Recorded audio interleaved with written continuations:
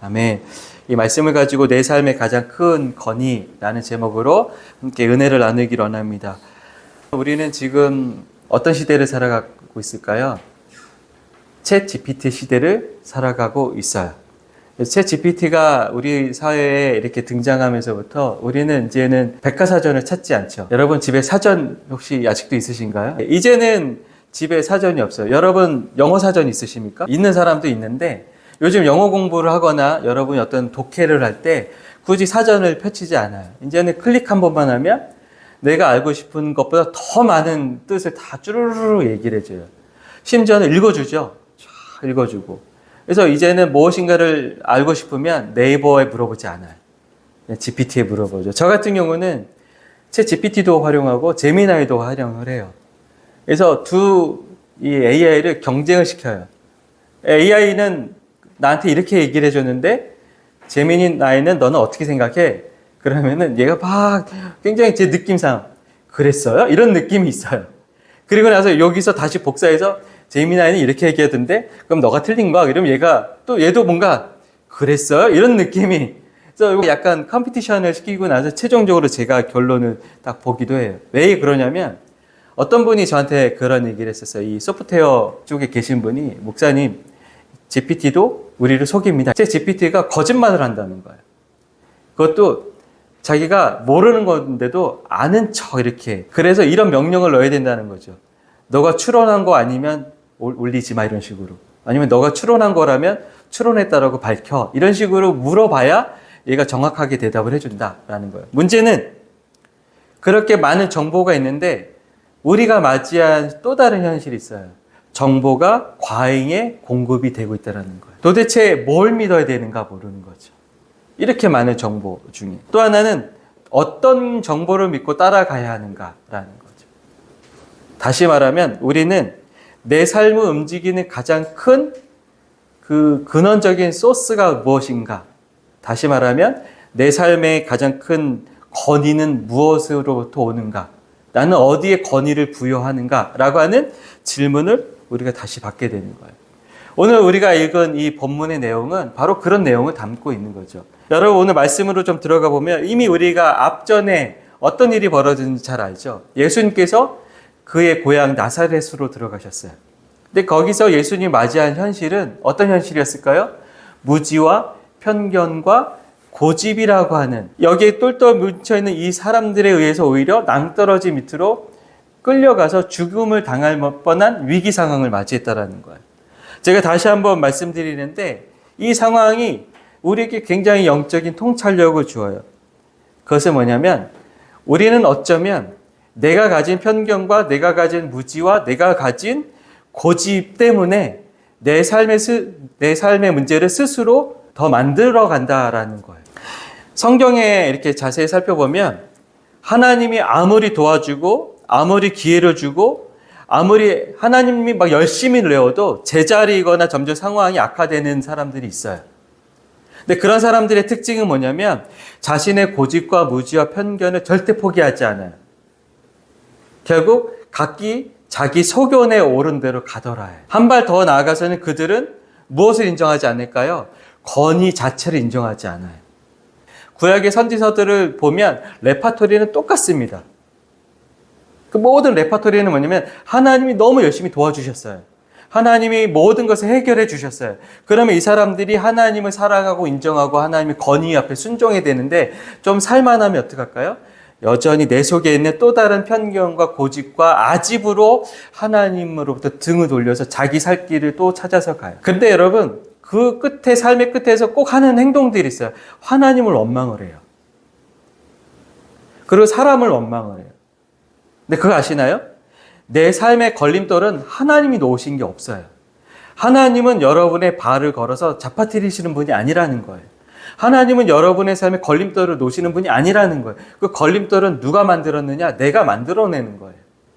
나의 무지와 나의 편견과 나의 고집, 더 심각하게는 내가 하나님을 내 삶에서 인정하지 않음에서 오는 결과들이 모아진 게 바로 걸림돌이 되는 거예요. 그 걸림돌에 내가 넘어지고 나서 하는 말이 뭐냐면 하나님 왜 걸림돌을 안 치워주셨습니까? 라는 거예요. 그럼 또 하나님이 어떻게 하실까요? 그 걸림돌 또 치워줘요. 또 어떻게 할까요? 또 반복하는 게 바로 선지서들의 이야기라는 거죠. 여러분, 인생의 가장 큰 걸림돌은 다른 것이 아니라 나의 편견이었다라는 거, 나의 무지였다라는 거, 그리고 나의 고집이었다라는 거죠. 나사렛에서 예수님의 만났던 그 고향 사람들이 했던 것은 뭐냐면 바로 자신들이 가진 고집, 자신들이 가진 예수님을 향한 편견, 그리고 예수님을 향한 그 무지, 그 속에서 결국 어떤 일을 벌였을까요? 진리가 떠나가게 만들었어요. 진리가 나에게 찾아왔어요. 진리가 우리 동네에 왔어요. 그러나 결국 내가 그 진리를 밀어냈다라는 거죠. 그런 이야기들을 사도 누가가 쫙 하고 나서 우리에게 마치 보란 듯이 가버나움의 새로운 사건을 우리에게 이야기해줘요. 근데 가버나움의 사건은 뭐죠? 바로 예수님의 권위가 무엇인가를 분명하게 보게 해주는 그 사건을 이야기해주는 거죠. 정리하면 나사렛에서의 예수님을 향한 그 권위를 인정하지 않은 그 사건을 사도 누가는 딱 써놨어요. 그래서 바로 다음 장에는 그런데 정작 이 가버나움이라는 곳에서는 예수님의 권위를 인정하고 그 권위 앞에 놀랬다라고 얘기해요. 그래서 오늘 읽은 말씀의 마지막 절이 뭐죠? 예수의 소문이 온 사방에 퍼져가더라. 그래서 우리는 오늘 본문을 통해서 권위가 무엇인가를 좀 생각해보고 여러분이 그 권위 앞에서 어떻게 살아가야 되는지를 다시 한번 점검해 봤으면 좋겠다라는 거죠. 근데 이게 어려운 건 저도 사실 권위를 싫어해요. 여러분, 제가 권위적인가요? 감사해요. 우리 형제가 아니요? 순간 놀랐어요. 예 할까봐. 근데 여러분, 우리가 권위하면 어떤 거죠? 억압적이다, 윽박지른다, 목소리가 큰 사람, 그리고 나에게 스트레스를 주는 거. 저는 몰랐어요. 제가 저희 아내로부터 치료를 받은 게 하나 있어요. 제 안에 있는 어려움이 뭐냐면 권위 불화라는 게 있었어요. 저는 이상하게 선생님이나 리더들에 대해서 인정하지 않았어요. 그래서 심지어는 어느 정도냐면 목사님이 뭔가 이렇게 정갈하게 딱 나와서 설교를 하지 않고 뭔가 마음에 안 드는 뭐 한 구석이 있으면 아무나 목사하는구나, 이런 식의 불손한 태도를 가지고 있었고, 학교 다닐 때도 항상 선생님한테 존경하는 마음이 아니라 나를 합법적으로 때릴 수 있는 사람, 이런 정도로 생각해요. 왜냐하면 제가 중고등학교 다닐 때 학교는 참 야만의 시대였거든요. 예. 왜 맞는지도 모르고 맞는 날이 더 많았고, 내가 잘못한 게도 아닌데 늘 학교에 가면 뭔가 이렇게 공포감이 있었고, 여러분은 모르죠? 참 비극의 시대였는데 고등학생이 군사교육을 받았던 시절이에요. 교련. 그래서 일주일에 한 번씩은 교련복을 입고 막 총검술을 고등학교가 배워. 이거 소년병이에요, 소년병. 근데 이것도 뭐 잘해야 되는데 못하면 어떨까요? 주로 교련 선생님들은 이 장교를 예편한 사람들이 하거든요. 이제 또 군대식으로 얼차려주고, 중학교, 고등학교 때부터 벌써 머리를 박는 거를 배웠어요. 이게 지금은 상상이 안 가죠. 중고등학교 아이가 원산폭격이라는 거를 배워요. 학교에서. 그러다 보니까 우리 마음속에는 절로 뭐가 있을까요? 권위에 대한 이 알레르기 반응. 누가 나에게 명령한다 그러면 도망가야겠다 라는 거죠. 그래서 요즘 소위 MZ세대들의 3대 용어가 있잖아요. 회사에서 뭘 시키면 첫 번째가 왜요? 두 번째가 지금요? 마지막에 이거래요. 내가요? 이게 뭐냐면 내가 해야 할 일이 아니다라는 거죠. 그래서 제가 소프트웨어 업체에 가서 직원들 교육도 하고 대표님하고 이런저런 했는데, 대표님이 저랑 벌써 1년 넘게 교제하시는데 1년 365일 52주 매주 고민하는 게 뭐냐면, 목사님, 젊은 친구들과 어떻게 회사를 이끌어가야 되는지 좀 알려주셨으면 좋겠어요. 그러니까 자기가 가슴이 떨린대요. 예를 들어서 윤기철 사원이면 그 물통 있잖아요. 정수기. 비우면 되잖아요. 누가 이렇게 끼워놓으면 되잖아요. 아무도 그거를 끼워놓지 않는다라는 거예요. 그래서 맨날 대표 자기가 한다는 거예요. 그래서 한 번은 어느 사원한테 그거 좀 이렇게 갈아 넣어 했는데 순간 머리에 막 돌아가는 생각이, 얘가 나를 노동청에 고발하면 어떡하지? 업무 외적인 일을 시켰다라고 말하면 어떡하지? 이거를 레코딩 있으면 어떡하지? 차라리 내가 하는 게 속 편하다. 그러니까 업무 지시를 못 하겠다라는 거예요. 왜요? 지금요? 내가요라는 거예요. 이 정도로 우리는 가부장적이고 남성 중심의 유교 문화, 그 다음에 상명하복의 군사 문화가 우리에 있었다 보니까 우리는 이제 건의에 대해서 당연한 반응이 뭐냐면 거부예요. 그런데 우리가 기억할 것은 성경에서 말하는 그 건의라는 것은 우리가 이해하는 그 건의와는 차원이 다른 거예요. 그것이 무엇인지 오늘 본문을 통해서 우리가 재발견할 수 있는 거죠. 여러분, 제가 재미없는 드라마처럼 이미 결론을 알고 보는 드라마처럼 오늘 설교의 결론을 먼저 드릴게요. 성경이 말하는 건의는 억누르고 윽박지르고 막 지시하는 명령이 그런 건의가 아니라 사람에게 울림을 주고 설득하고 변화시키는 힘, 그게 바로 건의라는 거예요. 그게 바로 예수님을 통해서 우리가 발견할 수 있다는 것이죠. 제가 한 번은 신학대학교 시절에 아주 그 당시에 가장 핫한 목사님이 신앙수련회 강사님으로 오신 적이 있었어요. 저도 그분이 오시기 전에 그분의 책을 몇 권을 벌써 사서 막 읽었어요. 그래서 그분이 오신다니까 막 기대감이 있었습니다. 그리고 그분이 오실 때 제가 사고 있었던 책들을 다 들고 가서 사인해 주세요 막 이러려고 준비하고 있었는데, 더 럭키한 건 제가 그 당시 학교에서 교목실에서 일하고 있었는데 그 강사 목사님의 숙소에서 우리 체풀실까지 제가 서포트하는 역할을 담당하게 된 거예요. 그러니까 먼저 가서 모셔오고 예배 끝나면 또 모시고 가고, 그런 짧은 그 여정의 그 시간 속에 3일 동안 너무 설레는 거죠. 제 마음속에는 스타예요, 스타. 스타 같은 목사님을 제가 가장 곁에서 보필한다는 거. 근데 모시러 가서 그분이 호텔에서 안 머물고 기숙사에 머무르셨는데 기숙사에서 체풀실까지 가는 그 길이 좀 있어요. 그때 이분이 원래 말이 없어요. 밥도 하루에 한 끼 요만큼씩 좀밖에 안 돼요. 체구도 되게 작아요. 근데 너무 작은 목소리로 몇 마디씩 저에게 던져주는 말씀들이 있었어요. 전사님, 공부는 이렇게 해야 되는 겁니다. 전사님, 지금 무슨 책을 보고 계시는가요? 전사님, 한 달에 100권씩 읽으세요. 이런 얘기들. 그리고 예배가 끝나고 나면 또 모시고 갈 때 늘 물어보는 게 오늘 말씀 어땠나요? 우리 후배들이 말씀을 어떻게 들었을까요? 그래서 제가 들은 말씀을 딱 얘기를 하면 가만히 있어요. 그러다가 저는 이 부분을 더 얘기해야 되겠군요. 이런 식으로. 그래서 몇 마디 얘기하고 나는데, 그리고 나서 3일 그리고 여정이 딱 끝나고 났는데 제 마음속에 어떤 게 있냐면 그분이 나에게 해줬던 한마디 한마디가 그렇게 큰 무게감으로 다가오는 거예요. 그리고 저도 모르게 나도 이분처럼 살고 싶다. 나도 이분처럼 설교하고 싶다. 나도 이 사람처럼 누군가에게 울림이고 싶다. 이게 바로 건의예요. 이게 바로 성경이 말해주는 건의라는 거죠. 여러분, 진짜 건의는 나를 변화시키는 울림. 그게 진정한 건의라는 거죠. 예수님도 그러지 않으셨을까 하는 거예요. 여러분, 우리가 오늘 본 말씀에도 나오고 우리 앞에도 고향 땅 나사렛에서도 나왔던 두 가지 반복되는 용어가 있어요. 놀라더라. 사람들이 왜 놀랐을까요? 예수님이 막 고통을 취해서 놀랐을까? 깜짝 놀랐을까? 그게 아니라는 거예요. 예수님은 조용조용한 울림을 사람들에게 주었다라는 거죠. 또한 예수님은 단순한 지식의 과시로 사람들을 놀라게 하지 않고 자신의 내면으로부터 우러러 나오는 그 진실된 소리를 우리에게 들려주셨다라는 겁니다.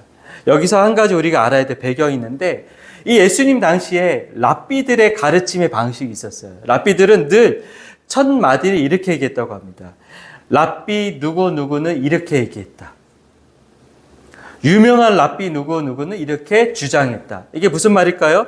자신에게서부터 건의가 있는 게 아니라 전통으로부터 어떤 건의를 가지고 와서 자기의 말에 무게감을 싣는 거예요. 그 사람들하고 대화하다 보면 자신감이 없는 사람들의 특징의 어법이 있어요. 그 사람들은 뭐냐면 자기 얘기를 안 하고 자기 말을 하지 않고 늘 누가 이렇게 얘기해서 이렇게 얘기해요라는 거예요. 그러니까 다른 사람의 건의와 다른 사람의 힘을 실어와서 나의 이야기에 무게감을 실어요. 그런데 예수님은 랍비들과 다르게 나는 너희에게 이렇게 말한다라고 하셨다. 예수님은 누군가의 건의를 가져올 필요가 없어요. 왜냐하면 내 속에서 우러나오는 그 소리를 얘기하는 것 때문이라는 것이죠. 그래서 어떤 학자는 이렇게 얘기했어요. 랍비와 예수님의 차이에 대해서 예수님은 진리를 권위로 삼았지만 바리새인들은 권위를 진리로 삼았다. 라는 거예요. 이해하시겠나요? 그러니까 랍비들은 매우 권위적인 형식으로 나 랍비야. 그리고 나의 말은 나의 스승 누구누구로부터 거슬러서 뿌리 전통 뼈대 있는 말씀이야 라고 이렇게 얘기하는 거예요. 근데 예수님은 그게 아니라 진리 그 자체를 전함으로써 권위가 있게 하셨다라는 것이죠. 오늘 말씀에도 보면 예수님이 회당에 들어가서 사람들에게 이야기를 해줘요. 근데 똑같이 사람들이 또 한 번 놀래요. 왜 놀랬을까요? 그것은 다른 것이 아니라 랍비들이 자신들에게 가르쳐주는 패턴과 너무 다른 거예요. 이런 거죠. 랍비들은 사랑하십시오. 용서하십시오. 남의 것 훔치지 마십시오. 당신이 그러면 하나님의 은혜를 받지 못합니다. 이렇게 얘기를 했어요. 근데 예수님 어떤 분이셨을까요? 사랑하셨어요. 용서하셨어요. 다른 사람과 더불어 사셨어요. 그게 바로 예수님의 큰 삶의 울림이라는 거예요. 그런 울림 속에 사람들이 놀랬다라는 것이죠. 그런데 한 가지 더 놀란 사람이 있어요. 사람만 놀라지 않았어요. 누가 또 놀랬을까요? 회당 안에 있던 귀신 들린 사람조차도 놀랬다라는 것. 귀신 들린 사람, 그 사람이 놀란 게 아니라 그 귀신이 놀란 거예요. 여러분 재밌지 않아요? 회당이 어떤 곳일까요? 예배하는 곳이에요. 말씀이 선포되어지고 말씀이 해석되어지는 예배의 장르이고 교육의 장르이에요. 근데 정작 거기에 귀신 들린 사람이 있었다는 거죠. 이걸 통해서 우리가 깨닫게 되는 것은 무엇이냐면 말씀의 권위가 없다면 귀신도 그 말씀을 무시한다라는 거예요. 랍비들에게는 지식의 전달의 가르침이 있었지만 그 말에는 아무런 권위의 능력이 없었다라는 것이죠. 그것을 바로 사도 누가가 우리에게 이야기해줘요. 그리고 또 하나, 여러분 이 랍비들은 어떤 사람들일까요? 성경에 전통한 사람들이에요. 제가 지난주 설교 때 말씀드렸지만 성경을 다다다다 암송하는 사람들이에요. 그런데 이 사람들은 정작 예수님이 누군지 알아보지 못해요. 근데 누가 예수님을 알아봤을까요? 귀신이 예수님을 알아봐요. 귀신이 예수님을 알아보고 나는 당신이 누구인지 압니다. 하나님의 거룩한 자입니다. 여러분 귀신이 예수님을 어떻게 알아봤을까? 그것은 다른 게 아니라 예수님에게는 어떤 말에 있어서 그냥 말을 잘하시는 분이 아니라 그에게는 실제적인 변화의 능력이 있음을 그가 감지한 것이고 이미 영적으로 이 예수님이 어떤 분이신 것을 알았다라는 거예요. 우리가 그래서 붙잡아야 될 능력이라는 것, 권위라는 건 단순히 우리의 삶에 잔잔한 감동을 주는 그런 게 아니라 실제로 나로 하여금 놀라게 하고 나로 하여금 변화시킬 수 있는 그 권위, 그 말의 무게감을 가진 분, 그분을 우리가 만나는 게 필요하다는 겁니다. 그리고 하나 또 한 가지 여러분 오늘 본문에서 발견하는 놀라운 이야기는 예수님을 귀신을 어떻게 쫓아낼까요? 크게 막 소리 지르지도 않아요. 나가라. 잠잠하라. 여기서 우리가 볼 수 있는 것은 예수님의 말에는 랍비들과 말과 다른 능력이 있는데 그것은 말하는 대로 그대로 이루어지는 실제적인 능력이 예수님의 말의 권세로 있다라는 것입니다. 여러분 하나님이 세상을 창조하실 때 뭘로 창조하셨습니까? 말로, 말씀으로. 있으라 하심에 있더라. 이게 바로 예수님이 가지신 권위예요. 그래서 잠잠하라. 그 사람에게서 나오라 했을 때 귀신이 즉시 떠나갔다라는 것입니다. 사람을 다그치지 않았어요. 이것이 바로 예수님의 권위라는 것입니다. 예수님의 권위는 억압하거나 윽박지르거나 자기 목소리를 키워서 얻는 권위가 아니라 오히려 사람을 살리고 회복시키고 자유롭게 만드는 권위. 그 권위가 예수님의 권위였다라는 것입니다. 그렇기에 우리가 오늘날 살아가면서 우리에게 많은 권위자들이 있고 많은 가르침이 있고 많은 정보가 있지만 그러나 그 속에서도 내가 가장 무게감 있게 비중을 두는 말씀, 내 삶의 방향을 결정할 때 가장 핵심이 되는 그 지침이 되는 그 말씀은 다른 것이 아니라 예수님의 말씀이 되어야 된다라는 것이죠. 그러기 위해서 내가 예수님 말씀 앞에서 내 안에 먼저 깨져야 될 것이 있어요. 그것은 내 안에 있는 무지와 편견과 고집을 예수님 앞에서 깨트려야 되는 거예요. 여러분, 예수님의 권위를 인정한다는 건 내가 예수님 앞에 고집 부리지 않겠습니다라는 거예요. 누가 순종할 수 있을까요? 왜요? 지금요? 내가요라고 하는 사람은 순종할 수 없어요. 그러나 왜요? 지금요? 내가요가 아니라 네, 주님께서 그렇게 말씀하신다면 제가 지금 당장 하겠습니다. 라고 하는 그 권위에 대한 인정. 그것이 가장 우리 삶에 중요한 이야기가 된다는 것입니다. 여러분, 세상에는 많은 이야기들이 있고 너무 많은 정보가 있지만 그러나 너무 많은 옳다는 그 주장들 속에서 여러분이 늘 질문하셔야 돼요. 당신의 삶을 움직이는 가장 큰 권위는 무엇인가? 라는 거죠. 여러분에게도 다시 묻고 싶습니다. 내가 무엇인가를 말하고 무엇인가를 결정하고 무엇인가를 새로운 스텝을 정할 때 그것을 결정하게 하는 가장 큰 말의 무게감은 누구로부터 오는가? 모쪼록 그것이 예수님으로부터 왔으면 좋겠다라는 것이죠. 예수님의 권위는 우리를 억누르는 권위가 아니라 우리를 자유롭게 하는 권위입니다. 그리고 그 말씀이 내 삶의 중심에 자리를 잡는 순간 우리 안에 있는 혼란은 잠잠해지고 우리의 결박은 끊어집니다. 그리고 우리의 삶은 다시 하나님이 꿈꾸신 방향으로 걸어가기 시작할 거라는 것이죠. 오늘 다시 한번 내 삶의 가장 큰 권위가 예수님에게 있음을 고백하는 그런 신앙이 되기를 소망합니다. 기도하겠습니다. 하나님 아버지, 우리 가운데 은혜를 베푸시고 늘 우리 가운데 말씀 주시는 것을 감사합니다. 하나님, 세상에 여러 가지 가르침이 있고 말들이 있고 또한 지식들이 있지만 그러나 나를 변화시키고 나의 삶의 방향성을 전하는 가장 큰 말의 무게감을 두는 것은 오직 예수님의 말씀임을 다시 고백합니다. 하나님, 귀신조차도 놀라서 떠나가는 그 말의 권세가 있으신 그 예수님 앞에 내 삶의 모든 것을 맡기며 살아갈 수 있는 여정이 되게 하여 주시옵소서. 예수님의 이름으로 기도합니다. 아멘.